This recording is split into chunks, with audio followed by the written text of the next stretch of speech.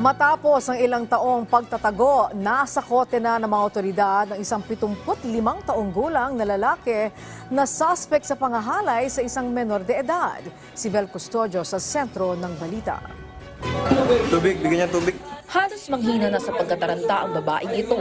Nagpasukin ng mga pulis ang kanilang bahay sa Barangay Pansol, Quezon City. Ang huli, sir?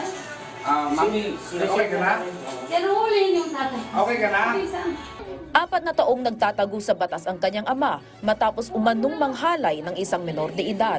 So base po sa impormasyon, napag-alaman po itong suspect na ito ay isa po sa mga top 6 provincial level po ng Misamis Occidental. So dito po ay nakatago po ito sa Quezon City sa AOR po ng Station 9. Nung nangyari po yung krimen niya ay year 2020. So agad-agad po nung pagkagawa niya po ng krimen na pangahalay sa bata, ay nagtago na po siya dito sa Along Metro Manila. So natuntun po siya dito sa particular sa Quezon City ng area ng Anonas Police Station. Kapitbahay ng nooy 75 taong gulang na suspect ang 9 taong gulang na biktima. Ang salaysay ng suspect ay siya ay sinampahan ng kasong paghahalay doon sa bata. Pero inaamin po niya na meron po siyang bata na niyaya po niya sa bahay.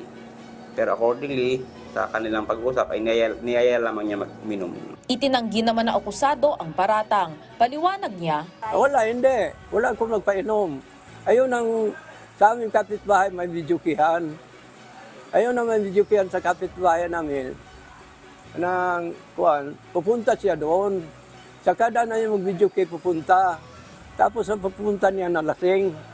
Pagkalasing niya, may natin ng mga ginaarsa na mo sa ilang bahay. Parang, yung yun, mahalo na. hindi rin daw siya nagtago dahil nasa Metro Manila na siya nang ihain ng warrant.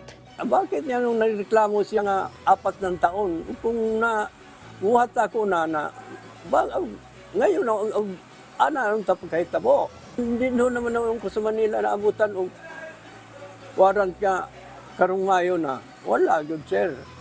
Wala akong magagawa sa babae. Kung ilang pagtuungan na gawa, wala tayo mahimo.